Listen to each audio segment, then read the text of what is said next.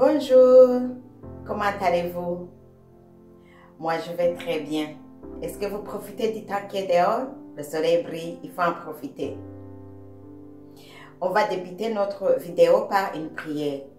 Vous allez prier dans vos propres mots. Moi, je vais prier à haute voix et on va prier en même temps. Seigneur Jésus, merci pour cette belle journée que tu nous as donnée. Merci pour ce bon moment, Seigneur, que tu nous donnes pour écouter ta parole. Bénis toute personne qui va écouter cette vidéo.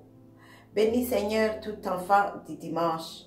Bénis, Seigneur, les animateurs qui sont en train de travailler aujourd'hui pour que tes enfants écoutent ta parole. Merci, Seigneur, que tu vas rester au milieu de nous. Nous te donnons toute la place, nous te donnons toute gloire, nous t'élevons. Nous te disons merci, Seigneur, encore une fois pour ce beau moment que tu nous as donné d'être ensemble avec les enfants. Que ton nom soit élevé, que ton nom soit glorifié. Nous te disons encore merci. C'est au nom puissant de Jésus que j'ai prié. Amen.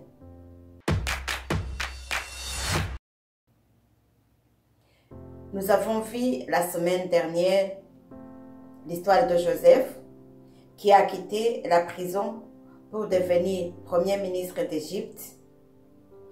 Et parce qu'il avait interprété les songes du roi, le pharaon, qu'il y aura 7 années de surproduction et 7 années de famine.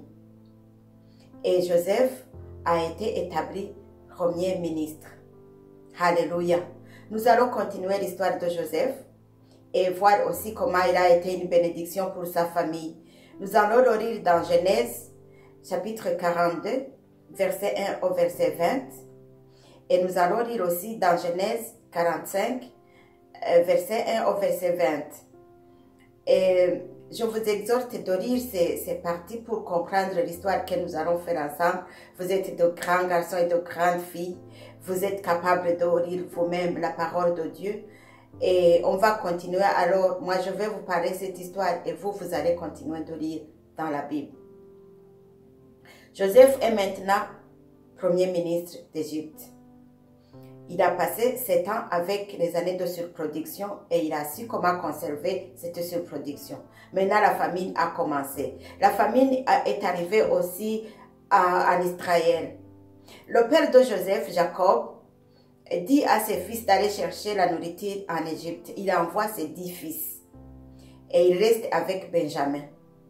Quand les 10 fils arrivent en Égypte, il arrive devant Joseph et il se prosterne. Vous vous souvenez que Joseph avait eu la songe que ses frères vont se prosterner devant lui. Ils se prosternent devant lui et Joseph les a reconnus et les a dit que vous êtes des espions. Joseph cherchait tous les moyens possibles pour se faire connaître et pouvoir sauver sa famille de famine. Quand Joseph a dit à ses frères qui sont des espions, les frères ont commencé à se défendre. On n'est pas des espions, non, on est venu chercher la nourriture, nous venons de l'Israël. Mais Joseph a fait que il demande, est-ce que vous avez un père? Oui. Est-ce qu'il est encore en vie? Oui. Est-ce que vous avez un autre frère? Oui. Est-ce qu'il est en vie? Oui. Les frères ont dit, on était 12, mais un est mort. Mais nous restons avec 11 et le papa. Et Joseph alors a dit, pour que je ne vous considère pas comme des espions, vous allez retourner dans votre pays et vous allez amener Benjamin et je garde un de vous, je garde Siméon qui va rester dans la prison et au moment où vous allez venir avec Benjamin, je vais libérer Siméon et vous allez partir. C'est la preuve que vous n'êtes pas des espions. Alors Joseph a dit aux personnes qui sont chargées de donner à la nourriture à ses 10 frères, de mettre aussi l'argent dans les sacs et de laisser partir. Mais Siméon reste en Égypte. Quand les frères sont arrivés devant leur père, il a dit, l'homme qui nous a accueillis, l'homme qui nous a reçus, l'homme qui est chargé de gouverner toute la nourriture nous a dit, si nous n'amenons pas Benjamin, nous ne retournerons pas là et nous devons aller avec Benjamin pour libérer Siméon. Et le père a dit, si vous amenez Benjamin et qu'il meurt, alors que son grand frère Joseph est mort, moi je vais mourir avec chagrin. Mais comme la famine continuait, les frères ont promis au papa qu'ils ne vont pas laisser Benjamin là, qu'ils vont le retourner. Et le père alors a dit, prenez des cadeaux, cherchez de bonnes choses qui sont dans notre pays. Partez avec, vous allez les offrir à la personne qui vous a dit de retourner avec Benjamin. Partez avec Benjamin, mais prends soin de lui. Donc, quand Joseph a vu les 11 frères, il a été content. Il a organisé une fête. Il a préparé de bonne nourriture. Ils ont mangé ensemble. Et il s'est révélé qu'il est Joseph. Il leur a dit, je suis Joseph. Mais ne vous en faites pas. Je ne vais pas vous faire du mal. Alléluia. Alléluia. Il faut savoir que Dieu est bon. Dieu a changé le mal commis par les frères de Joseph en bien. Et Dieu, c'est un Dieu de mystère. Il a des systèmes, il a des choses extraordinaires. Le Pharaon a su que la famille de Joseph est en Égypte. Donc, il a dit, comme la famine va durer 7 ans, et que nous venons de passer 2 ans seulement, il faut amener ta famille en Égypte, comme ça ils seront protégés de la famille. Et donc Joseph aussi a organisé la façon de venir de sa famille. Il a envoyé des chars, il a envoyé des cadeaux, et le père de Joseph a été très content. Jacob a dit, il faut partir tout de suite pour que je puisse voir mon fils Joseph. Alléluia. Qu'est-ce que Dieu veut nous enseigner dans cette histoire? Dieu veut nous montrer que il utilise les conditions difficiles pour établir les choses.